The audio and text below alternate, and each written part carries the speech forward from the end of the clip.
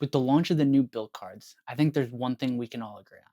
These cards and the reward structures are confusing. There's a ton of hate for them, and honestly, I get it. Bilt basically flipped its business model on its head. But I don't think it's all bad, at least for some people. Right now, I'm seeing a lot of creators hyping these cards up, especially the Palladium, like it's the new premium catch all king. But you're not going to get that from me. What you are going to get is the facts and the math. Palladium versus Venture X, side by side. So you actually understand what you're paying for and what you're getting back. And here's the thing, on paper, the Palladium does look good, but there's a few details that make this card terrible for 99% of us. So today, we're going through it all. We're breaking down what each card really offers, and then running some spend analysis to answer one question. Which premium catch-all card wins, the Venture X or the Palladium? And at the end of all of this, I'll tell you where my head's at and which one I'm going with. PS, there's a rant at the end you're not going to want to miss.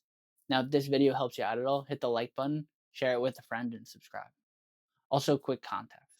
Both of these cards are on my radar for 2026, and they're also part of my larger strategy for the year. Now, I broke down a full roadmap and strategy in this video here, so check that one out if you want to see how I'm setting up for the full 2026 year. But today, we're staying focused with the Palladium versus the Venture X. So to kick things off, I want to briefly touch on what Bilt 2.0 did, because I see so many people failing to understand fundamentally what's going on here. Essentially, in a nutshell, Bilt made a complete pivot on their business model. Bilt 1.0 was all about earning points on your rent. It was one of the easiest cards for anyone to recommend, but let's call it what it was. It was an acquisition play by Bilt. Now, what this means is that they're paying to acquire customers.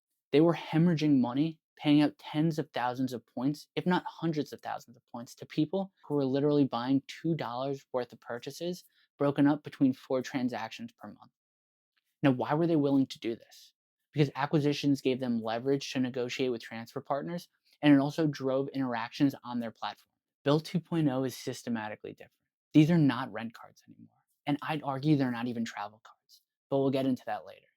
They are, however, premium credit cards. I mean, let's be real. They don't even allow you to use credit to pay your rent anymore, which was such a huge benefit in Bilt 1.0.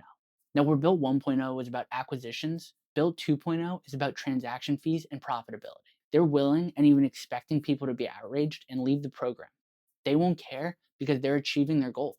Grow a large number of acquisitions and then slash it so the only ones who get value from the cards are forced to actually spend on them. At their core, these cards are no different than the Amex Gold or Sapphire Preferred. They earn rewards based on everyday spend, and it just so happens that part of those rewards allow you to redeem extra points almost like a coupon on your rent or mortgage. Now, that being said, just because they're no longer rent or mortgage cards doesn't make it inherently bad or good. It just means you can't keep looking at it like that. So now that we understand why Bilt 2.0 is different, let's dive in and really break down the key differences between the Venture X and the Palladium cards. Now, at the end of the day, they're both advertised as 2X catch-alls, but they go about it completely different. The Venture X is simplicity done right. It comes with a $395 annual fee and a standard bonus of 75,000 points. But the whole pitch is that you can offset it with two things. You got that $300 annual travel credit when you book through Capital One's travel portal. And the good part about this is you can use it for anything in the portal, so it's pretty easy to use. You also get 10,000 anniversary miles every year starting after year 1. That equates to about $100 if you redeem it at 1 cent per mile, a little bit more if you use transfer partners. So if you actually travel a little bit and use both of these credits, your rough effective fee is basically 0. But that's just the credit side. Now let's look at the multiplier side. The Venture X earns 2x miles on every purchase. That's the baseline. It also earns 10x on hotels and car rentals booked through Capital One's travel portal, plus 5x on flights. Lastly, 5x on miles through Capital One entertainment purchases. So the value proposition here is simple. 2x everywhere and some bigger multipliers if you're willing to use the portal when you're traveling.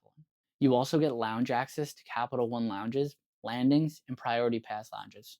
But effective February 1st, there's a couple changes here. Authorized users aren't automatically allowed to get lounge access. So if you want that additional card holder to have lounge access, you're going to have to pay a $125 fee per year.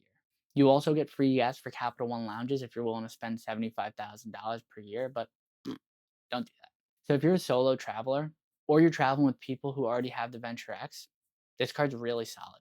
But if you're traveling with a family, the lounge access can get a little more muddied. Now, those are the highlights, but they're not the only perks. In addition, you also get some underrated features like price drop protection and price match protection in the portal.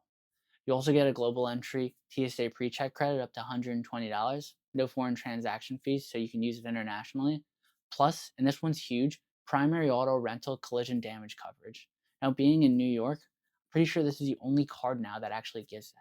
I think the Amex Platinum, you can get it for a fee, but I know Chase no longer offers this. Lastly, you get Visa Infinite travel and trip protections, which are basically the best protections you can get. So that's the Venture X in a nutshell. Simple, easy to offset, with strong earning potential and travel multipliers. Now, here's the real question: can the Palladium beat this as a catch all? Now, the Palladium has a $495 annual fee and comes with a 50,000 point sign up bonus in year one. And the pitch with this card is that we'll give you $600 in value annually, but none of that is simple. $200 is Bilt Cash. Now, Bilt Cash is essentially coupons that can be redeemed for specific things inside Bilt's ecosystem, like Lyft rides or unlocking points on your mortgage or rent, or you can use it for something like Bilt's dining program. Now, this cash is credited on your approval of the card application. Afterwards, it hits January 1st of every year.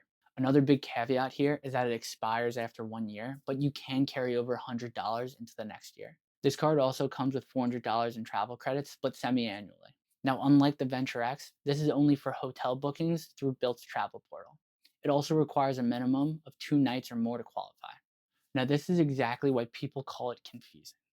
Because unlike the Venture X, you're juggling calendar windows, portal rules, and expiration deadlines. Now, as far as multipliers, this is where it gets even more confusing. For the Palladium, you earn 2x Bilt points on everyday purchases, not including rents or mortgage, plus 4% in Bilt Cash. So it's essentially a 2 reward system where you earn both Bilt points and Bilt Cash. Now, this is the big Bilt 2.0 change, because points on housing aren't automatic like they were before. You can earn 1x points on your rent and mortgage, but it's unlocked using Bilt Cash in this weird convoluted reward structure. Now, some people are saying you need to spend 75% of your mortgage or rent on non-housing spend to unlock the points, but that's not really true. You need to spend that to unlock the full 1x, but you can still unlock or redeem points on your mortgage. It'll just be less. Now, what you really need to know here, and this is the most important part, is that every $30 in Bilt Cash unlocks 1,000 Bilt points on rent or mortgage payments if that's how you choose to use your Bilt Cash. Now, from an earning and multiplier standpoint, what does this even mean? Well, it means that this card is essentially a 3.3x catch-all card. The math is a little confusing, so watch this back or leave a comment below if you have any questions. But to break it down, let's say your mortgage is $2,000 a month. To get the full 1x multiplier, you would need to spend $1,500 on non-rent spend over the month. Now at 2x, that's 3,000 points and $60 in Bilt Cash. Now redeeming that Bilt Cash for points on your rent or mortgage will net you an additional 2,000 points. So total, you would have earned 5,000 points for $1,500 in non-housing spend, making this an effective 3.33 catch-all card up to 75% of your housing. After that, the point value may be more or less than 3.33, depending on other ways to redeem Bilt Cash. And right now, that's one of my main problems I have with this card and the ecosystem in general. It's not developed enough to be having its own currency. For example, I live in New York and have one Bilt dining program within 10 miles of me, and it's a coffee shop. I'm never going to go there. I feel like they're trying to turn this into a Resi style thing, and it's not a strong play in my opinion. Now, other benefits and details include a priority pass membership. Now, this gives you access for you and up to 2 guests. Additional guests after that would be $35 per visit. There's also a $95 fee for authorized users. Now, this card gives you Mastercard purchase and travel protections, and I'll let you do the research into those details, so this video isn't an hour long. But from what I've gathered, it's objectively worse than Visa's protections. You also get no foreign transaction fees, which is a plus. Now, with all the details laid out, who's the winner? I think there's no question, none, that the Venture X is better for 99% of people. That doesn't mean there isn't a market for the Palladium, though. If you're someone who wants a one-card setup that has decent multipliers, the Palladium could make sense. It also has positive value in year one with the sign-up bonus, so there's absolutely no harm in testing it out for the first year. But let's be real, this is a bad card. It's advertised as a premium travel card, but doesn't give you TSA pre-check, has poor lounge access, an extremely complex earning structure, worse travel protections, no travel multipliers, and hotel credits that are trying to be like the Edit and find hotels and resorts, but are substantially worse in almost every way. You also only get access to Bilt's flagship Home Away from Home program, which is their version of the Fine Hotels and Resorts with Gold. So essentially the first year. After that, it's on you to spend on the card to get it again.